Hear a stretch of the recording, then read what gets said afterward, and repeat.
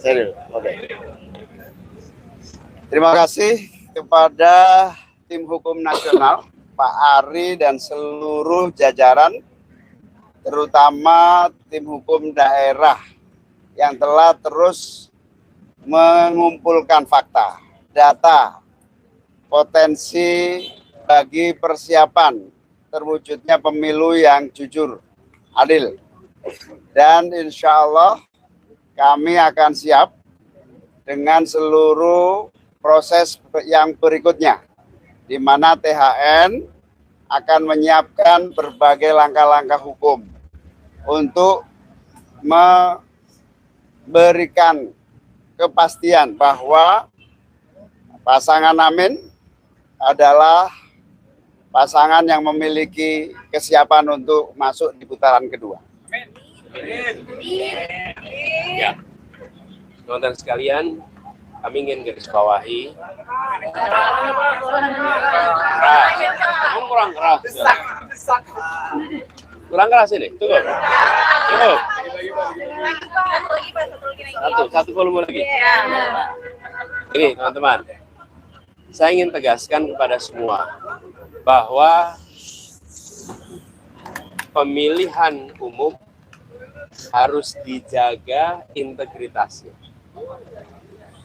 Pilarnya demokrasi adalah kepercayaan. Dan salah satu unsur dari kepercayaan adalah kejujuran.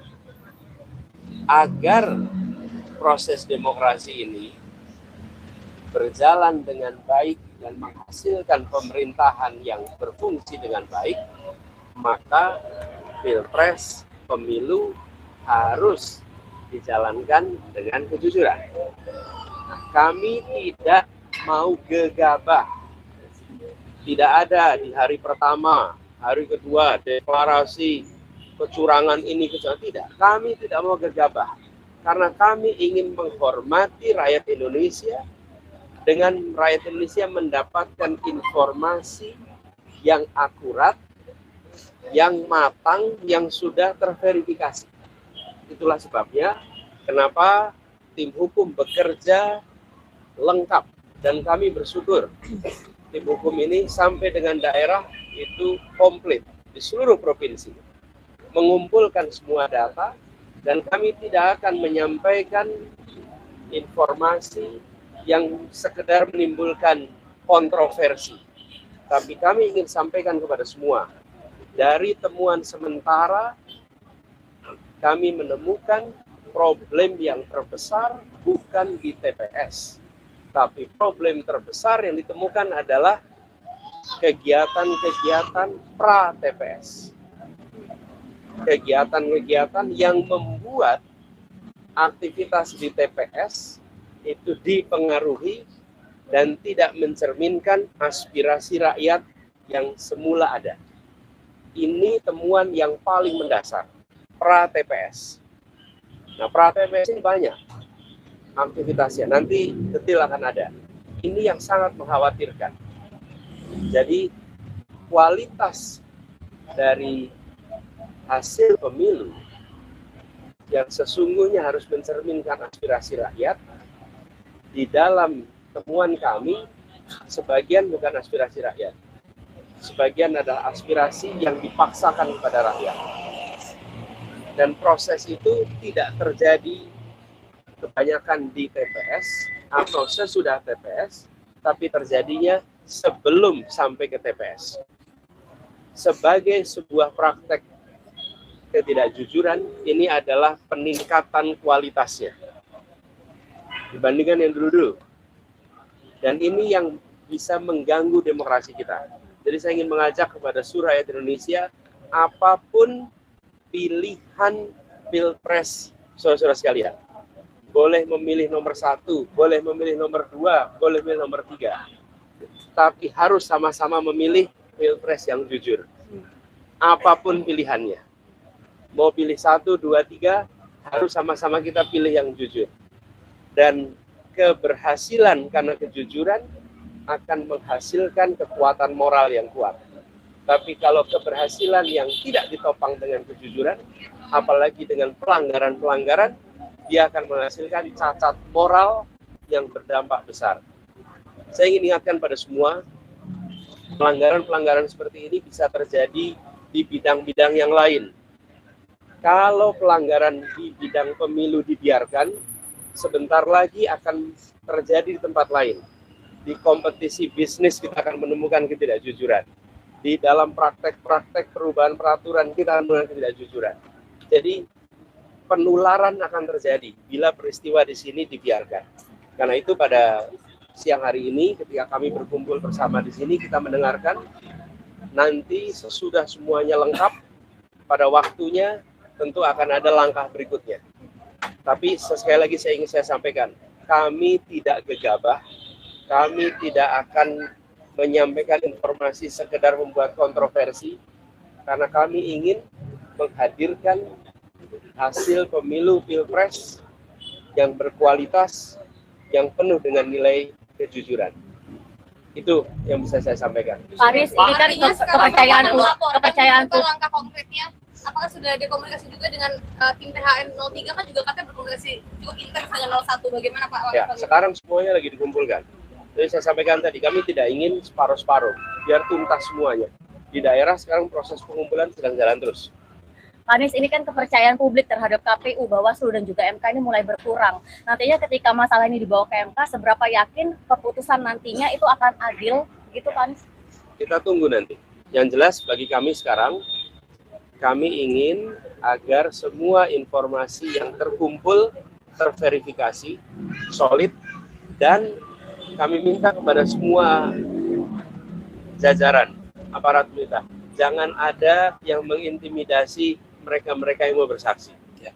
Karena kita sudah menemukan di lapangan, mereka yang menemukan praktek-praktek penyimpangan itu mengalami intimidasi, mengalami ketakutan, padahal ini negeri yang merdeka, jangan sampai itu terjadi. Masalah ini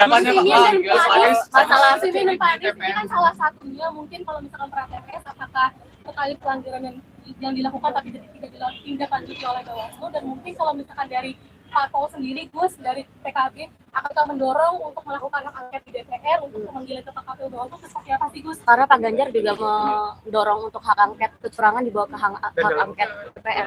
Dan Gus, gimana? Ya, gini, ketika kita mendengar akan dilakukan, kami melihat itu ada inisiatif yang baik.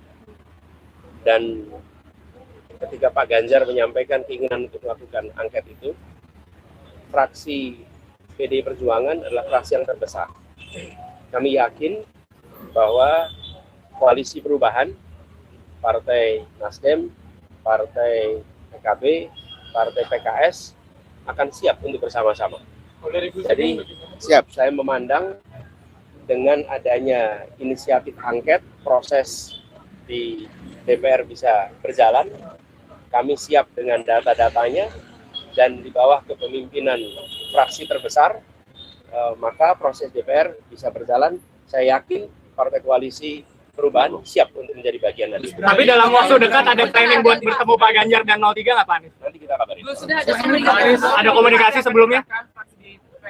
Ya, udah dijawab Mas Anies, tiga partai solid. PKB juga siap berarti yang membawa ini ke... Tiga partai solid, bukan hanya PKB. Anies, tanggapannya Pak Surya Paloh bertemu Pak Jokowi. Begini, saya ingin sampaikan bahwa kita semua ini solid, tidak ada yang berubah. Ya, Anies Muhaimin jalan terus bersama. Kita ini bekerja intensif tiap hari terus. Memang tidak selamanya muncul di media. Karena memang bukan hari kampanye. Kalau hari kampanye memang kita ada kegiatan-kegiatan kampanye terbuka. Tapi pertemuan-pertemuan jalan terus. Lalu partai koalisi solid sesolid-solidnya. Jadi jangan khawatir. Kita jalan terus bersama. Berarti pertemuan itu belum dikomunikasikan ke koalisi? Gini, kalau pertemuan-pertemuan itu terjadi biasa aja. Menurut saya gini, kalau pertemuan itu kedengaran media 2-3 hari sesudahnya, nah itu baru serius. Pak Anies, tapi kalau belum kejadian sudah rame, nah itu berarti tontonan aja itu. Pak Anies, tadi pidato Anda terakhir pas malam pencoblosan itu tetap berada di perubahan hanya disampaikan oleh Pak Anies, sementara Gus Muhaimin tidak ada kata kami gitu, sehingga itu dianalisis oleh banyak orang. Mas Anies bilang kami kok, kami itu berdua. Saya.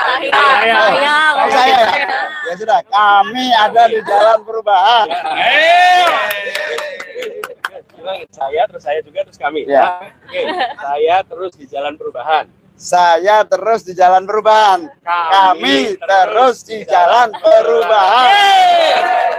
Itu sudah sempat dicolek belum diajak sama dengan Pak Surya Paloh bersama juga Gus Imin di The Plaza itu membahas apa, Pak? Apakah ada pembahasan terkait dengan koalisi ini dan langkah ke depan? Memang koalisi perubahan itu solid dan ketemu Terus menerus. terus. Jadi Pak dengan Ketua Partai PKB Gus Imin, Ketua Partai Nasdem Pak Surya Paloh, Presiden PKS Pak Saihu, kita ketemu dan membahas langkah-langkah dan kita solid.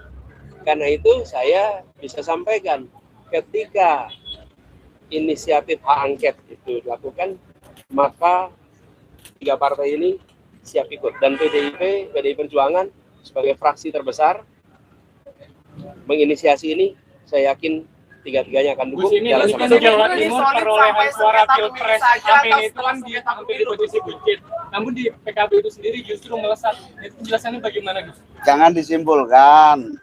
Kita sedang proses sampai tunggu nanti di hasil akhir. Gus, kalau kemarin ini sampai sengketa pemilu saja atau setelahnya juga, karena PKB rekam jejaknya tidak pernah ada di suatu pemerintahan begitu. Apakah siap menjadi oposisi? Enggak. Sebelum ini ya. Ini KPU belum memutuskan siapa pemenang. Anda jangan ikut-ikut. Mau kemana? Kak Amir. Ya. Anies, tapi kemarin Nanti kita tunggu. Loh, kalau kita yang menang, ya kita ada di jalur pemerintahan. Iya.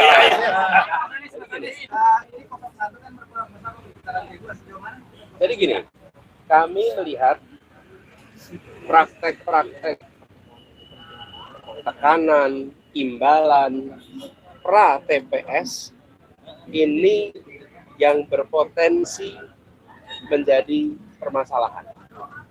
Bila tidak ada praktek itu, maka belum tentu ini satu putaran. Inilah yang harus dijaga sama-sama. Nah, tapi karena praktek-praktek begini itu tidak mudah untuk dibuktikan, teman-teman. Karena itu saya ingin mengajak pada semua, pemilih 1, pemilih 2, pemilih 3. Pilihan capresnya, cawapresnya boleh beda. Tapi pilihan pilpres jujur harus sama. Artinya tanggal 15 kemarin sepakat 3 parpol ini mendukung untuk tetap berada pada perubahan begitu, Pak? Nggak ada perubahan. Tapi kemarin Pak Jokowi sempat menyatakan bahwa pertemuan dengan Pak Surya Paloh ini terkait dengan koalisi mereka di dalam di 2019. Nah, ini sebenarnya Pak Jokowi juga sudah menghubungi Caimin belum untuk bertemu gitu. Iya. Karena PKB juga di dalam. Kalau diajak bertemu di istana sama Pak Jokowi, Mana undangannya mana? kalau misalnya Undangannya kemarin mana? ngomong pertemuan dengan Pak Surya Paloh ada jembatan politik, Iya. bisa aja diundang juga Gus Imin. Yang Namanya mana? kepentingan Mana negara. undangannya mana? Ini kan beberapa pimpinan negara telah mengucapkan selamat kepada Bapak Prabowo. Nah, mengingat belum ada real count, melihat ucapan selamat itu tanggapannya bagaimana, Pak?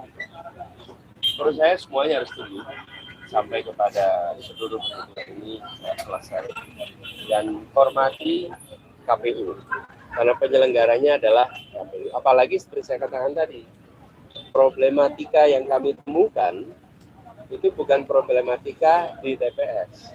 Karena itu kalau lihat angka TPS ya segitu. Isunya adalah apa yang terjadi pra TPS. Jadi Itu teman-teman, coblos itu bisa 3, karena pilihan, karena tekanan, karena imbalan. Nah, kita ingin mencoblos itu karena pilihan, bukan karena tekanan, bukan karena imbalan. Balik lagi Pak Anies ke kemarin pertemuan dengan Pak Jokowi dari sama Pak Surya Paloh itu membahasakan. Saya putuskan dulu. Ya. Saya ingin sampaikan terima kasih kepada seluruh relawan tim hukum yang sedang bekerja, teruskan bekerja. Perjalanan kita masih panjang. Dan kepada semua yang memilih 01, kami sampaikan terima kasih. Kenapa? Karena pemilih 01 bukan hanya memilih, tapi tahan tekanan dan tabah dengan imbalan. Pak Anies balik lagi. Memilih 01. Saya ingin garis bawah ini. Ini adalah sebuah keseriusan. Tetap memilih 01 di tengah adanya tekanan dan di tengah guyuran imbalan. Ini adalah satu ketabahan yang luar biasa. Karena itu pada semua yang memilih 01, kami akan jaga amanatnya, kami akan terus berjuang bersama, dan seluruh relawan, semua aktivis partai, baik Nasdem, PKS, kemudian PKB, mari kita terus jaga soliditas, jaga semangat, kita jalan terus ke depan. Ya Pak Anies, kemarin kan pertemuan sedikit Pak Anies